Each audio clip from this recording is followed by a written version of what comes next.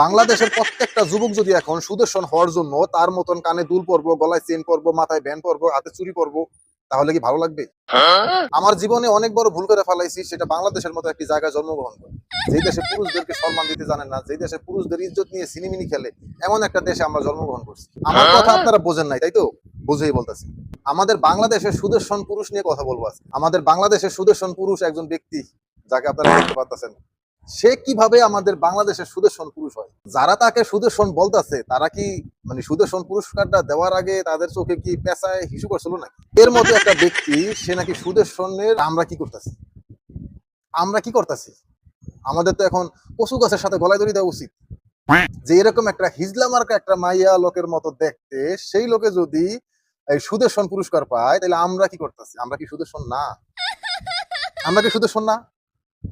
কি বলবো, আমার লজ্জায়, মানে বাংলাদেশে আমার জন্ম, এটাই ভাবতে এখন আমার লজ্জা লাগে যে বাংলাদেশের পুরুষ হয়েও আমরা সুদর্শন হইতে পারলাম না। আর এই ধরনের মহিলা মার্কা চেহারা নিয়া সে নাকি সুদর্শন। এর মতন ব্যক্তিকে যদি বলা হয় সুদর্শন, তাহলে আমাদের ভবিষ্যৎ অন্ধকার। আমরা কি করব?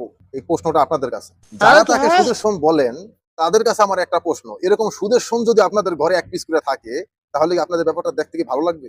Oh no! এরকম সুদর্শন তো আমার মনে হয় না বাংলাদেশের কোনো ফ্যামিলি, ভালো কোনো ফ্যামিলি চায়। কানে দুল পরবো, কানেরটা পরবো, গলায় হার পরবো, তারপরে মনে করেন যে ওই যে কি বলে মাথায় রাব রাব রাব যা পরে আর কি, মহিলারা যা পরে আর কি, সেগুলো যদি আমরা যদি ইউজ করি ছেলেরা, তাহলে আমাদের দেখা যাবে কিরকম?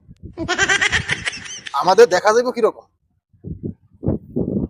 সুদর্শন যদি এরকম হয়, সুদর্শনের চেহারা যদি এরকম হয়, তাহলে আমাদের চেহারা এটা নিয়ে কি আমরা কি মানে পাপ করে ফেলেছি আমাদের এরকম চেহারা নিয়ে বাংলাদেশে জন্মগ্রহণ করাতে?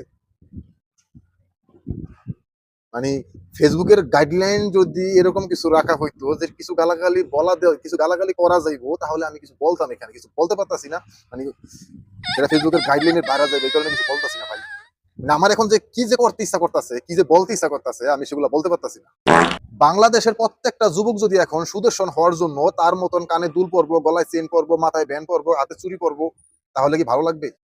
Oh no! আপনারা যাকে সুদর্শন বলতেছেন, তার মতন হওয়ার জন্য যদি আপনার ছেলেরা, যদি আপনার ছেলে, আপনার ভাতিজা, আপনার ভাগ্না যদি এরকম করে, তখন আপনার কেমন লাগবে?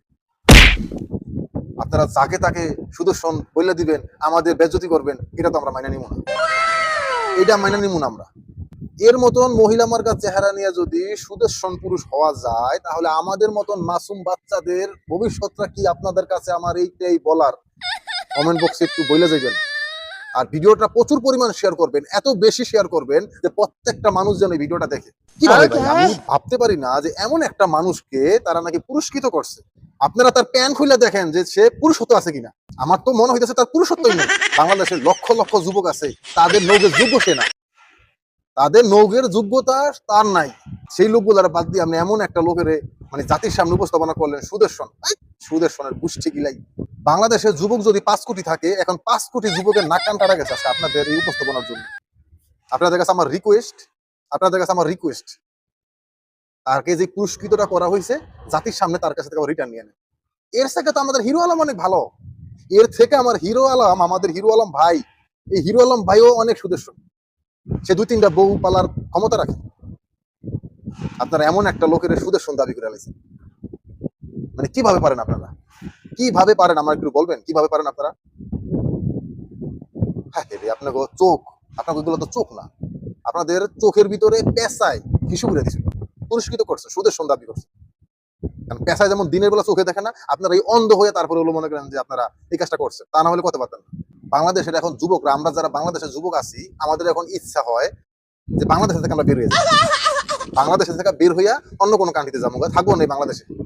যেদিনকে এরকম সুদর্শন হয়ে আইতে পারুম, সেদিনকে বাংলাদেশ আসবো। তো ভিডিওটা আর বেশি লম্বা করলাম না, আমার বলতে ইচ্ছা করতেছে আর অনেক কিছু, কিন্তু বলতে পারতাছি না ফেসবুকের গাইডলাইনের কারণে।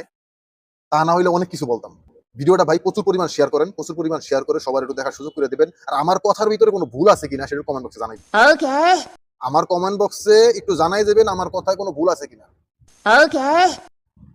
আমাদের যুবকদের অপমান করছে, আর আমরা কি